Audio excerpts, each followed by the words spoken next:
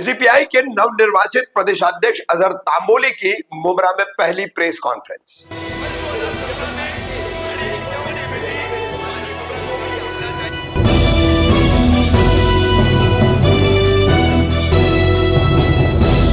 Rafiq Kamdar Hindustani reporter में आपका स्वागत है। Social democratic party of India, जी हां, पिछले लगभग एक साल से मुमरा में social democratic party of India का आगमन हो चुका है और गुजरा हुआ 2024 का विधानसभा का चुनाव भी उन्होंने मुमरा कलवा विधानसभा क्षेत्र से यहां से लड़ा था। तो अब इस पार्टी में भारी फेरबदलाव किए गए हैं। महाराष्ट्र के प्रदेश अध्यक्ष पद पर पुणे के अजहर तांबोली को अब नियुक्त किया गया है। तो यही अजहर तांबोली जो है राष्ट्रीय स्तर के उनके पदाधिकारी कलीम सैयद इनके साथ मुमरा पहुंचे थे। मुमरा में उन्होंने अपने कैडर से मुलाकात की, उनसे मुमरा के थाने के कई विषयों पर चर्चा की और उसके बाद प्रेस को उन्होंने संबोधित किया। किस तरह से महाराष्ट्र प्रदेश अध्यक्ष अजहर तांबोली ने तमाम प्रेस के सामने अपनी बातें रखी है और सवालों के जवाब दिए हैं, सुनिए। आज आपने पत्रकार परिषद बुलाई, क्या विषय है, क्या जानकारी देंगे? सबसे पहले आए हुए हमारे सभी पत्रकार भाइयों का मैं शुक्रिया अदा करता हूँ। आज social democratic party of India SDPI का हमारा प्रदेश कार्यालय मुमरा थाने डिस्ट्रिक्ट के अंदर जो तो ये प्रेस कॉन्फ्रेंस हो रहा है। इसका हमारा उद्देश्य ये है कि हमारा अभी 2 दिवसीय प्रदेश कार्य समिति का बैठक हुआ। पहला बैठक हमारा स्टेट वर्किंग कमेटी के सदस्यों के साथ में कल पूरा दिन भर चला, जिसके अंदर हमारे राष्ट्रीय सचिव रियाज फरंगीपेटे साहब जो तो थे और इसी तरह हमारे न्यूली इलेक्टेड प्रदेश अध्यक्ष अजहर तांबोली साहब भी उसके अंदर रहने के बाद उनकी निगरानी में पहला ये मीटिंग हुआ है। और आज हमारे 17 डिस्ट्रिक्ट के प्रतिनिधि, जिसके अंदर जो है तो डिस्ट्रिक्ट प्रेसिडेंट और सचिव सेक्रेटरी, ये लोगों के साथ में भी हमारे नए प्रदेश अध्यक्ष के साथ में एक बैठक हुई। इसके अंदर हमने महाराष्ट्र राज्य का जो सियासत है, ये राजकारण को जो तो बहुत डीप से डिस्कशन किया और पार्टी को विस्तार करने, पार्टी को बढ़ाने, पार्टी को तरक्की लाने के लिए और महाराष्ट्र राज्य के main political party main stream के अंदर आने के लिए हमने जो तो एक साल का एक बहुत बेहतरीन प्लान यहाँ पर तैयार किया है। और यहाँ से महाराष्ट्र राज्य के अंदर विविध मांगों को लेकर और मेन स्ट्रीम के अंदर हम कैसे आना है और किन मुद्दों को उठाना है, वो सब विस्तार से चर्चा करने के बाद हमारा मीटिंग के अंदर कौन सा फैसला हुआ है और क्या क्या हमने तय किया है, ये सभी चीजें बहुत विस्तार से हमारे न्यूली इलेक्टेड प्रदेश अध्यक्ष अजहर तांबोली साहब आपके सामने रखेंगे। हमारे राज्य कार्यकारिणी बैठक में जैसे अभी कलीम साहब ने बताया कि अलग अलग मुद्दों पे चर्चा हुई, उसमें खासकर महाराष्ट्र का जो राजकारण अभी ध्रुवीकरण का जो राजकारण हो रहा है, जो महाराष्ट्र की जो धरती है ये फुले शाहू अम्बेडकर और छत्रपति शिवाजी महाराजों के विचारों पे चलने वाला महाराष्ट्र था। लेकिन भाजपा सरकार जो है इसको एक ध्रुवीकरण और संघी मानसिकता जो है, जो विघटनवादी मानसिकता है, ये विचारों से प्रेरित होकर महाराष्ट्र का जो सामाजिक वातावरण है उसको तनावपूर्ण एवं डिस्टर्ब करने के हिसाब से राजकारण कर रही है। एक द्वेष का राजकारण हो रहा है। एक्चुअली द्वेष का राजकारण और ध्रुवीकरण का जो राजकारण हो रहा है वो असल में इनकी जो नाकामी है, जो सरकार ने प्रदेश के लिए यहाँ जो बेरोजगारी हो रही है, यहाँ के उद्योग धंधे जो शिफ्ट हो रहे हैं गुजरात में, जो ये सरकार है महाराष्ट्र की, वो कहीं ना कहीं मोदी और अमित शाह के गुजरात को समृद्ध करने के लिए यहाँ पे मौजूद है। इन मुद्दों से भटकाने के लिए और महाराष्ट्र की जो कोर इश्यूज है, महाराष्ट्र की पहचान अपने प्रोग्रेसिव विचारों से थी, महाराष्ट्र की पहचान जो है विकास के तहत थी, महाराष्ट्र की पहचान मुंबई आर्थिक राजधानी से थी। लेकिन आज महाराष्ट्र की जो पहचान है वो किसानों के आत्महत्याओं के लिए महाराष्ट्र देखा जा रहा है, गिना जा रहा है। ये जो भी राजकारण भाजपा कर रही है और असंवैधानिक तरीके से और इमोरल तरीके से यहाँ के तोड़फोड़ की राजनीति, वहीं पे इलेक्शन में जिस तरीके से मैनिपुलेशन किया है, या पूरा इलेक्शन जो हुआ है विधानसभा का, कई सारे सवाल खड़े किए हैं, उसमें पारदर्शिता नजर नहीं आ रही है। और पारदर्शिता की डिमांड करते हुए तो इलेक्शन कमीशन भी जो है कहीं ना कहीं एक झुकता माप जो है वो भाजपा की तरफ दे रहा है, सत्ता की तरफ दे रहा है। ये बहुत ही गंभीर विषय है।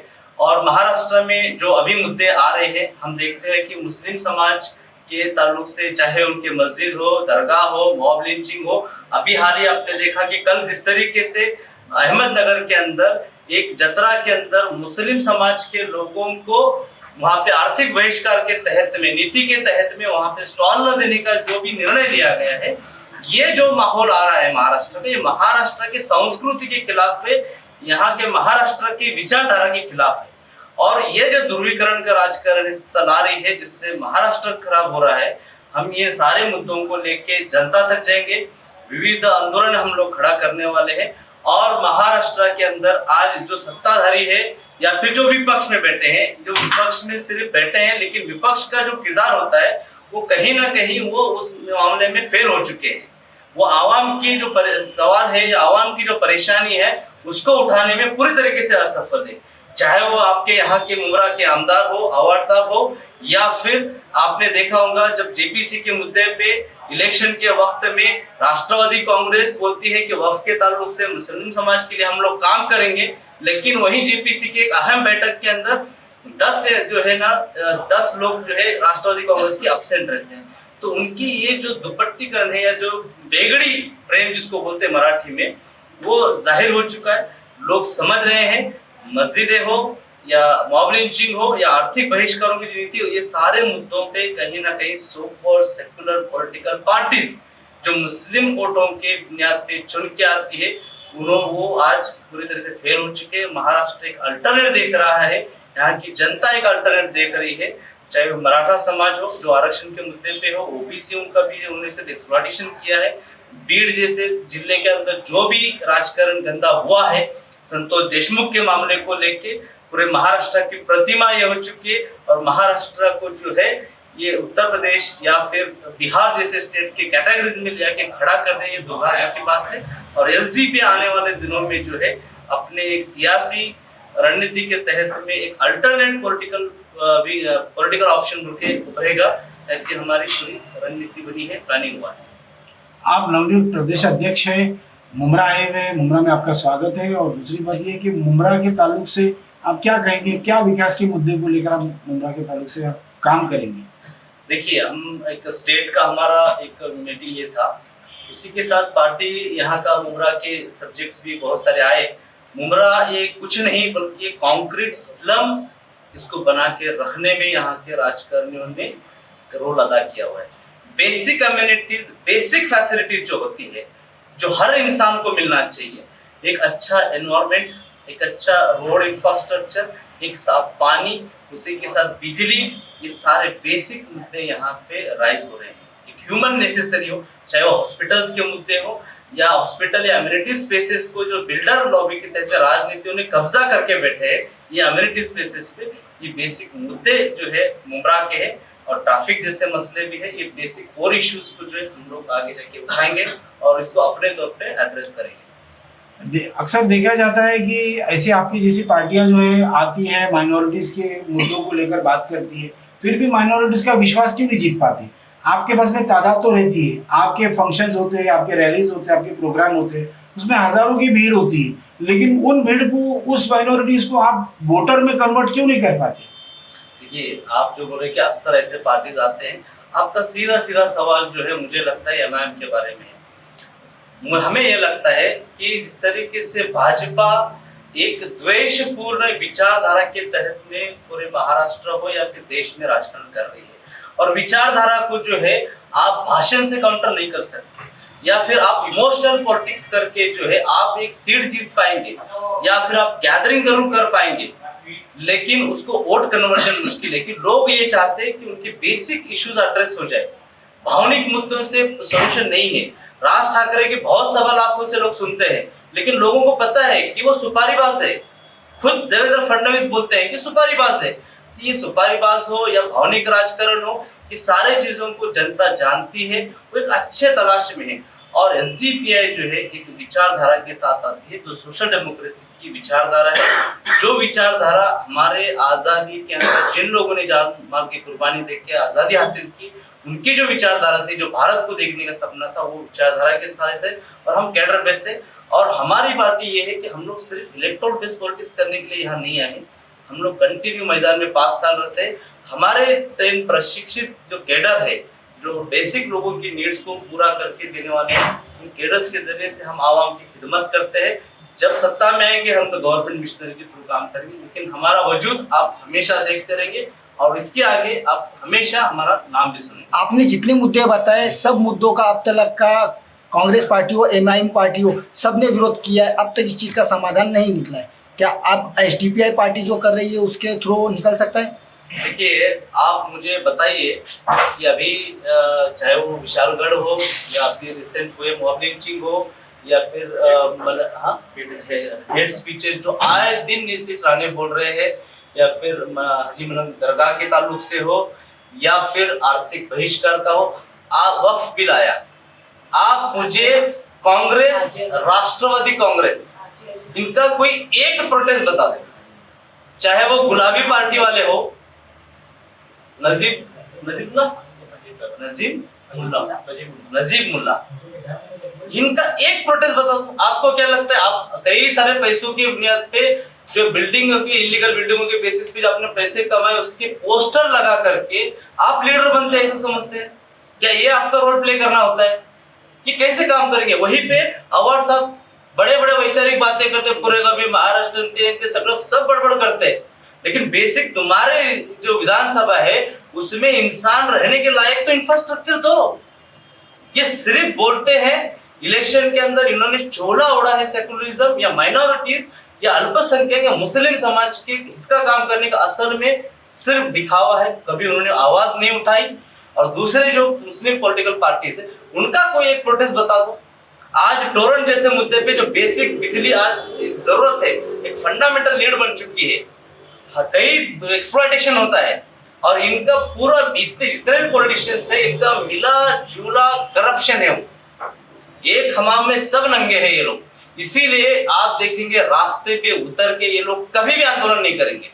अभी आपको बताओ, नीतीश राणे अभी भिवंडी आके गया, उसके पहले भी गया, ये स्टेट स्पॉन्सर्ड है सब। इसके खिलाफ में या इस पे एक्शन लेने के लिए क्यों नहीं ये लोग आगे बढ़ते? एक प्रोटेस्ट उनका बता दीजिए आप। वक्फ के मुद्दे पे इतना अहम सवाल है, वक्फ का अमेंडमेंट का इश्यू है, कहां गई कांग्रेस, कहां गई एनसीपी, चाहे वो गुलाबी एनसीपी हो या दूसरे गड़ाल वाली एनसीपी या फिर दूसरे एनसीपी हो तुतारी वाली, इनकी तुतारी क्यों नहीं बसती है? असल में पुंगी है, इनके फेल हो चुके इश्यूज के ऊपर। टोरेंट के मुद्दे को लेकर एसडीपीआई पार्टी ने भी प्रोटेस्ट किया था, उसका अभी तक क्या समाधान निकला है? देखिए, प्रोटेस्ट ये हमारा जो डेमोक्रेटिक राइट्स होता है, जब भी कोई विक्टिम होता है या जो भी इश्यूज होते हैं उसको संवैधानिक मार्ग से हल करने के तरीकेकार होते हैं। उसमें हम लोगों ने प्रोटेस्ट किया है, लोगों की नाराजगी जाहिर की, हमने कंपनी से करस्पॉन्डेंस किया, उनको समझाया किस तरीके से आपके कंपनी के जरिए से एक्सप्लॉयटेशन हो रहा है, लिटरली ब्लैकमेलिंग, लेजिटिमेट तरीके से गुंडागर्दी है, ब्लैकमेलिंग है और एक्सप्लॉयटेशन है। तो उसको जो है हम लोग एक लेवल तक लेके गए। अब अगर सोल्यूशन जल्दी नहीं आता है तो हमारे पास और भी तरीके हैं संवैधानिक, चाहे वो जुडिशियल रास्ता हो या और भी है, हम इस पे काम करते रहेंगे और हम लोग इस पे अंत तक जो है इसकी लड़ाई को हम लोग लेके जाएंगे, ये हमारा प्रॉमिस है। प्रदेश अध्यक्ष जी, आप मुंब्रा में आए हैं, मुंब्रा में आने वाले वक्त में कॉरपोरेशन के इलेक्शन है, पूरे राज्य में ही होंगे, तो क्या आप हर वार्ड से उम्मीदवार खड़ा करेंगे? देखिए, हमारा रिक्वायरमेंट इलेक्ट्रल पॉलिटिक्स में हम लोग है, इसका मतलब ये नहीं कि हम लोग बगैर कैलकुलेशन, बगैर सोचे समझे हम लोग कहीं पे भी इलेक्शन में उतर जाए और वहाँ पे पॉलिटिकल नेगोशिएशन करें। इस तरीके का हमारा एक पॉलिटिकल नेचर नहीं है पार्टी का। हम लोग एक विचारधारा को लेकर क्या करते हैं, जहाँ हमारा काम है, जहाँ हमारी स्ट्रेंथ है, एक टैक्टिकल पॉलिटिक्स के तहत में हम लोग एक रणनीति बनाए हुए हैं और सब जगह से आप नहीं लड़ेंगे, चुनिंदा जगहों से आप लड़ेंगे। चुनिंदा मतलब कम की बात नहीं है, लेकिन बहुत सारे हमको रिस्पांस आ रहा है लोगों का है। अभी उस पे कमेंट करना या कोई फिगर आउट करके बताना एक इमेच्योर स्टेट होगी। क्या एसडीपीआई अपने पदाधिकारी कार्यकर्ता बढ़ाने के लिए कुछ मेहनत कर रही है? इसमें कोई शक नहीं है, क्योंकि हम बढ़ाना हमारी तो चाहत है, उससे बढ़कर जो आवाम का रिस्पांस है, जो लोगों की चाहत है, लोग जो खुद से आ रहे हैं क्योंकि परेशान हो चुके हैं ये एग्जिस्टिंग एस्टैब्लिश्ड पॉलिटिक्स से, और बहुत अच्छा रिस्पांस है। अब आने वाले वक्त में क्या आपके संगठन में महिलाओं के लिए और विद्यार्थियों के लिए कोई जगह है? हमारा संगठन कौन सा संगठन? एसडीपीआई नहीं, आप एसडीपीआई एक राजकीय पक्ष है, ये कोई संगठन नहीं है। और रहा सवाल महिलाओं का जगह का, और विद्यार्थियों का, Students. हमारी पार्टी जो है पहले से ही जो है जो साइडलाइन करते हैं, जिस तरीके से राष्ट्रवादी हो, एनसीपी हो, कांग्रेस हो, ये एक सेल बना के जो होता है, एक अंडा सेल की जिसे सेल में कैद करके रखते हैं, चाहे वो मुस्लिम अल्पसंख्यक सेल हो या फिर महिला संघ सेल हो, ये जो रखते हैं ना, ये सेल के अंदर रखने का हमारा कंसेप्ट नहीं, हमारी नीयत साफ है। अभी भी हमारे जो वाइस प्रेसिडेंट है, जनरल सेक्रेटरी है, वो लेडीज है, जैनब, और जो है शिक्षा गुप्ता मैडम, ये पूरी तरीके से महिलाओं के सम्मान के साथ में, और महिलाएं अपने तौर पे भी और बहुत सारे एक्टिविटीज करते हैं। अब हम पत्रकारों के न्यूज के माध्यम से मुमरा वासी और महाराष्ट्र वासियों से क्या मैसेज पहुंचाना मैं चाहेंगे? एक ही बोलना चाहता हूँ मुमरा वासियों से और महाराष्ट्र की जनता से, महाराष्ट्र का अपना एक नेचर है। महाराष्ट्र नफरती लोगों के सियासत में कभी भी ट्रैप में नहीं फंसा है। अपना जो नेचुरल नेचर है महाराष्ट्र का, वो फुले शाहू अम्बेडकर और छत्रपति शिवाजी महाराज को जो अपेक्षित स्वराज्य था, वो नेचर के साथ चलने वाला महाराष्ट्र है। कुछ लोग आके यहाँ पे दाग लगाने की कोशिश करते हैं, अपने सियासी फायदे के लिए हिंदू मुस्लिम इस तरीके के राजनीति करती है, कोर इश्यूज को छोड़कर। मैं ये चाहता हूँ कि इनको उखाड़ फेंकने की जरूरत है। ये महाराष्ट्र के चरित्र के ऊपर दाग लगाने वाले लोग हैं, इनको सत्ता से बाहर फेंकने की जरूरत है। इसके लिए जनता ने अपने तौर पे काम करना चाहिए, इसलिए मैं उनसे गुजारिश करता हूँ। ओके।